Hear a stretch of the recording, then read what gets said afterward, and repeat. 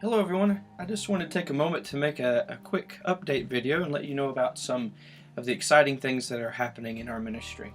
First, let me tell you a little bit about the family.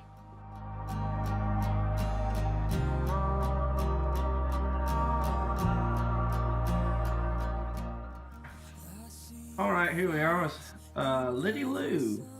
Lydia, can you tell us, how old are you now? 4. 4 years old, my goodness. And where do you go to school? Let's go Pedalo. So what is your favorite thing to do at school? Play Play-Doh. Play Play-Doh, yeah. It smells like chocolate. And it smells like chocolate.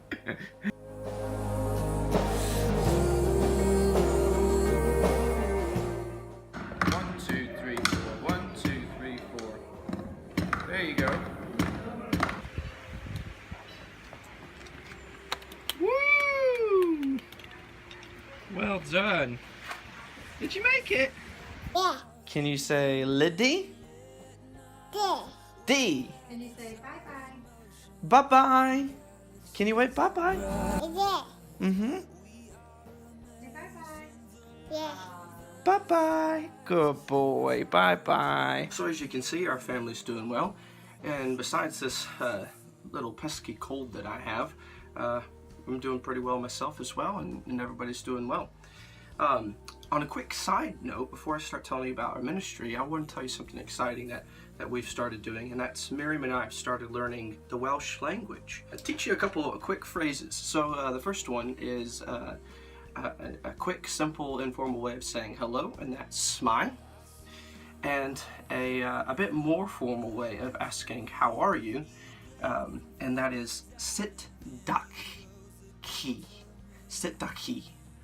Now it's important that you go, I know that seems weird, but it's important that you do, because if you just go ki, that means dog, but ki means like a formal U. So yes, that is a sound. So smai, sitaki, hello, how are you? And some possible responses would be da iawn, which is very good, da iawn, diolch, which is thank you, so very, very good, thank you. And another response, kind of on a day when you're not feeling so well, is ofnadwy, which is terrible. To which somebody might say, like the Welsh version of "oh bless" or "oh poor thing," and that is bechod. So there's a little bit of Welsh. And why are we taking Welsh? Welsh isn't essential in Wales. Most people speak English. But it is definitely part of the culture, and it's a very personal and passionate thing for them. So it's something that we're eager to be a part of, and so that it can help us in reaching more people. So let me tell you about ministry now. Some really exciting information, some really exciting news. First, a bit of a recap, some things you might already know, and that is that the building work at Woodhill Baptist Church is completely done. All the renovations are done, and the church is doing really well. The youth and children's work is doing fantastic, and actually they've had, I think it's like 14 new members this last year that have been added to the church, and somewhere around 14 baptisms that they've had since they've got the new building up and running. So things are doing very well for Woodhill, and they have a strong vision for the future. Their prayer and their goal is to have 120 regular attendees by the year 2020. So God is really blessing there. So you might be surprised to hear that we're actually planning on moving on from Woodhill. Now why would we be doing that? And the answer is well, we wouldn't unless it was where God is leading us and drawing us to. And if you remember from this graphic that I used in our presentation, that we believe that God wanted us to first get involved with a single church, and then eventually get to where we're helping multiple churches. And that's the direction that we feel that He's moving us into now. And so it's really exciting. Definitely a bit bittersweet. I mean, there's definitely sadness to leave, but also the excitement about the prospect of the future. So let me tell you about how this is going to look. In a nutshell, we're expanding our youth focus.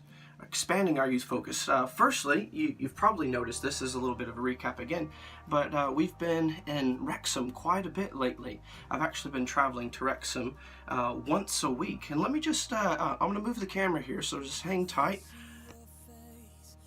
So here we have a map of North Wales, and sorry my hands are shaking a bit, but do my best to hold it still. And here you can see a very familiar name, Colwyn Bay, or By Colwyn in Cymraeg in Welsh. And so that's where we've been for the last 2 years since we came back from the States raising support. And since then, we've also started developing ministries here in Wrexham, or more specifically in Llai. And so that's also where we've been. And but now God's opening the doors also in Llandudno. Let me tell you about Wrexham. So I've been going there once a week on Wednesdays and have been helping with their youth worship band. And now their goal is to have that youth worship band and to have a youth outreach service about once every quarter. And so it's my desire, my goal to continue to help them with this project, with this process. I won't be there every week now, but because I will be focusing more in the local areas. That's an hour away every week. But I hope to be there at least once every quarter, so about once every 3 months or so. And currently, my next plan is to be in Wrexham in November. Now, earlier I showed you Llandudno on the map, and I did that on purpose because God has opened a massive door of opportunity with an organization called Youth for Christ. Perhaps you've heard of that organization. It's in America, it's in the Philippines, it's international. And Youth for Christ, the history here in Britain was that they got started with the Billy Graham Crusades in the 50s, and it was a follow-up program to continue to reach more youth and to try to disciple them and get them plugged into churches. And their passion and their calling is the same exact calling that God's put in my life, to try to reach the youth of Britain and try to reach Britain for Christ.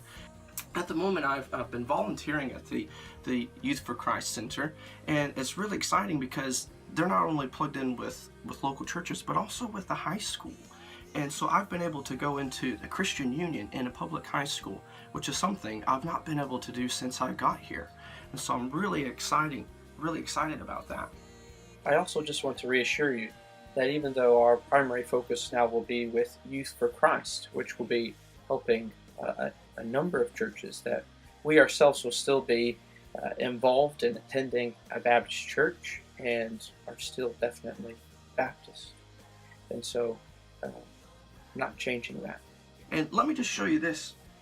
I know I showed you some statistics out last time I was there, but this is one that's come up that I find very sobering, also very important, and that is that 95% of the children and young people in England and Wales aren't in church.